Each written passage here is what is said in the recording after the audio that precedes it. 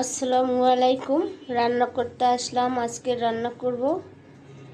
এখানে কাতল মাছ নিয়েছি, তো কাতল মাছটা রান্না করব ফুলকপি আর আলু দিয়ে। এখানে ফুলকপি আলু নিয়েছি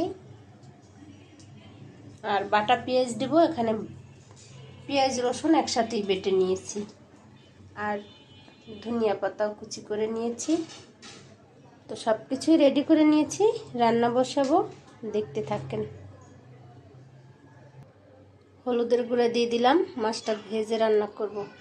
মরিচের গুঁড়া, লবণ। তো মাছটা এখন মেখে নেব।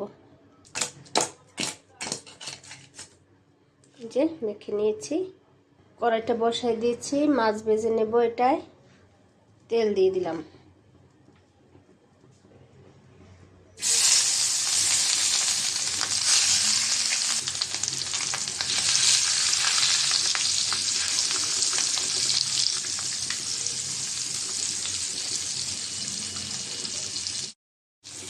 মাছটা ভাজা হয়েছে, একটু উঠিয়ে দিব।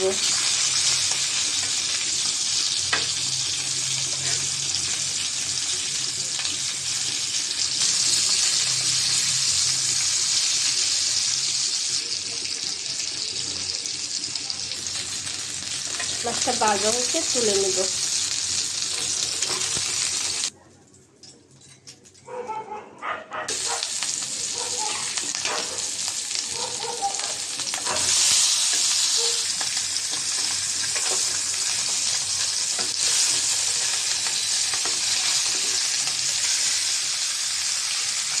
মাছটা ভাজা হয়েছে, নামাই নেব। বিসমিল্লাহ। কড়াই বসাই দিলাম, এটা রান্না করব। তেল দিয়ে দিলাম, পেঁয়াজ রসুন বাটা দিয়ে দিলাম,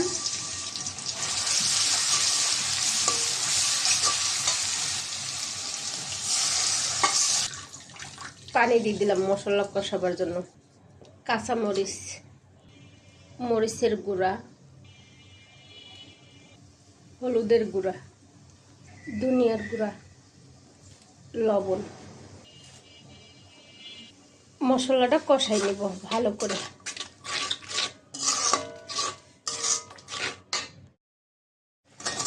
মশলাটা প্রায় কষানো হয়ে এসেছে, ফুলকপি দিয়ে দিব। ফুলকপি আর আলু,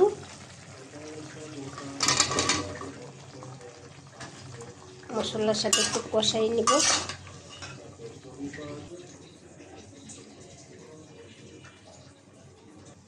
ঢাকনা দিয়ে একটু ঢেকে রাখবো।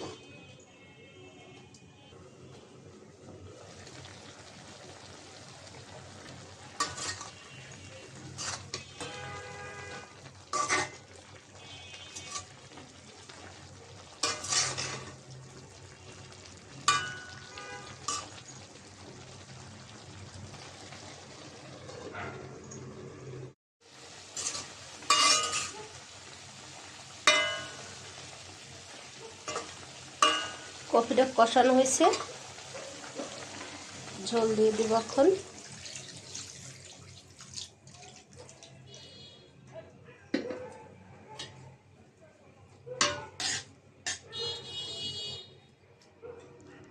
মাছটা ভেজে রেখেছি, এখন দিয়ে দিব।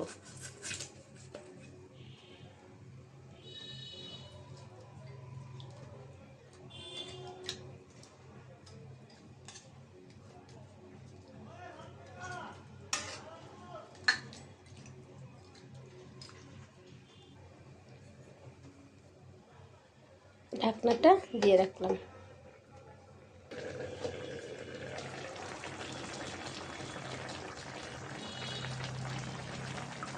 তরকারিটা বলক এসেছে, একটু ধনিয়া পাতা দিয়ে দিব।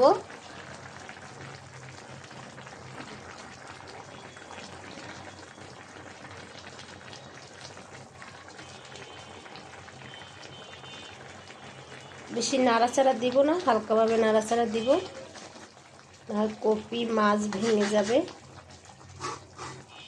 কপিটা সিদ্ধ হয়ে গেছে।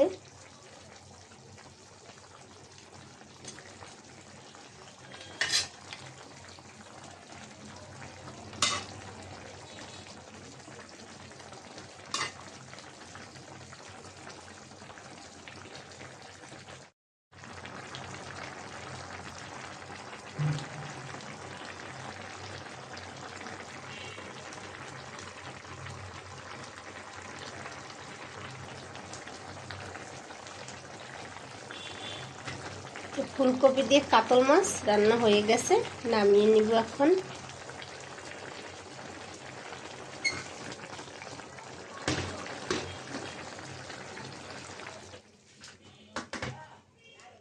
তো আজকে রান্না করলাম ফুলকপি দিয়ে কাতল মাছ। তো আজকের এই পর্যন্ত, সব ভালো থাকবেন, আল্লাহ হাফেজ।